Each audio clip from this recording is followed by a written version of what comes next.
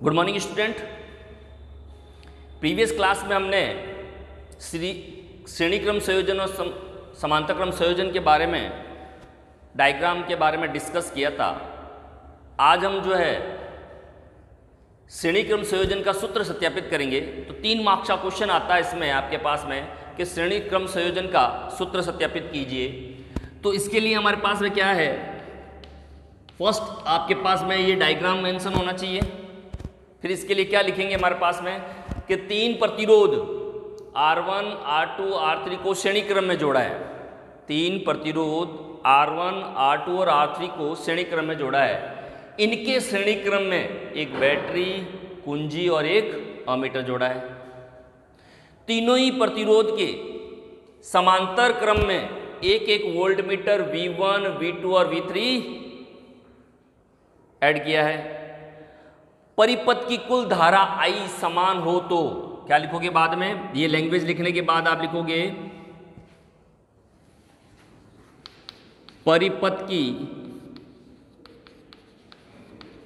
कुल धारा I समान हो तो परिपथ का कुल विभवांतर, तो परिपथ का कुल विभवांतर हो तो परिपथ का कुल विभवांतर क्या होगा भाई, V equal to V1 plus V2 plus V3। Equation number 1 वापस बोलता हूं, एक बार ध्यान से सुनना। 3 प्रतिरोध R1, R2 और R3 को श्रेणी क्रम में जोड़ा गया। इन्हीं के श्रेणी क्रम में एक बैटरी, कुंजी और एक अमीटर जोड़ा गया है।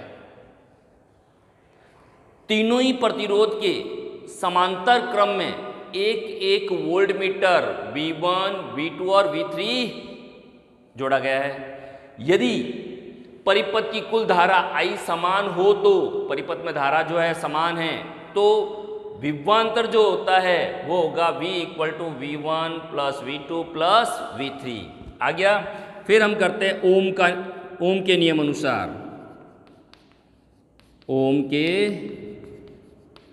नियम अनुसार, ओम का नियम क्या कहता है भाई मेरा, R equal to V upon I। तो क्या बन जाएगा, V इक्वल टू IR। ठीक है ना। अब हम क्या करते हैं कि प्रतिरोध R1 जो हमारे पास में R1 है, R1 का विभवांतर क्या आएगा भाई, V1 इक्वल टू धारा समान है I और R1।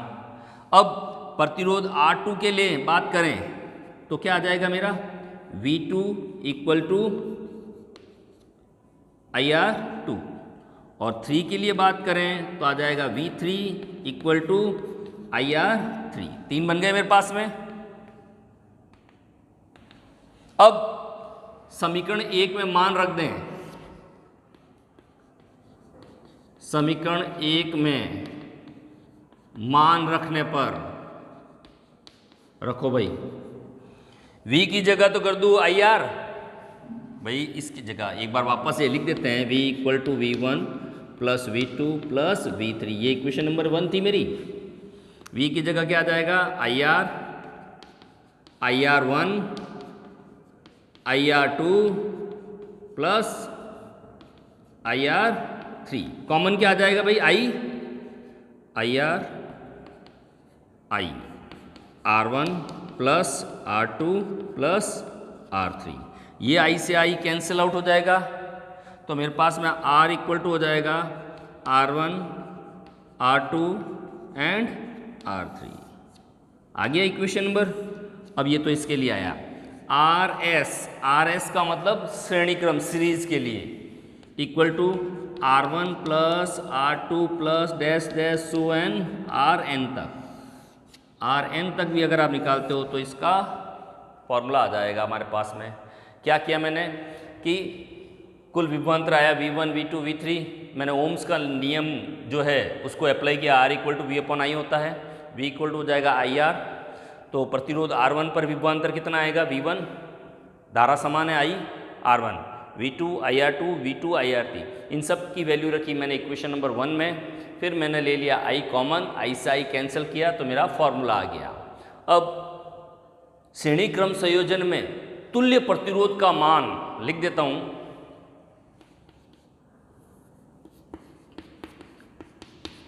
श्रेणी क्रम संयोजन में तुल्य प्रतिरोध का मान सभी प्रतिरोधों के योग के बराबर होता है।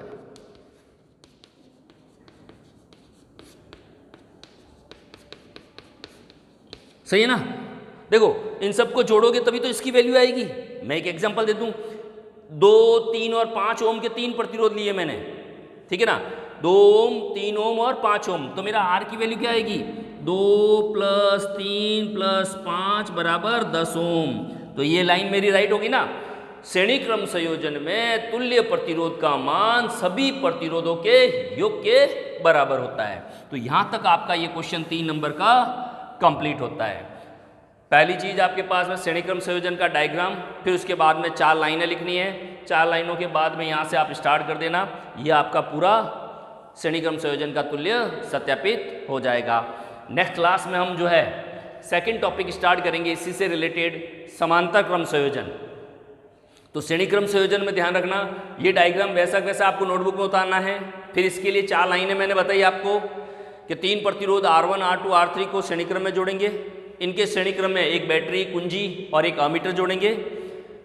इन तीनों के श्रेणी क्रम समांतर क्रम में एक volt meter V1, V2, V3 add करेंगे। फिर लिखेंगे परिपथ की कुल धारा I समान हो तो परिपथ का कुल विभवांतर। फिर यहाँ से आप स्टार्ट कर दोगे तो ये आपका कंप्लीट हो जाएगा। तो ये क्वेश्चन जिसे नोटबुक में कर लेना। Thank you.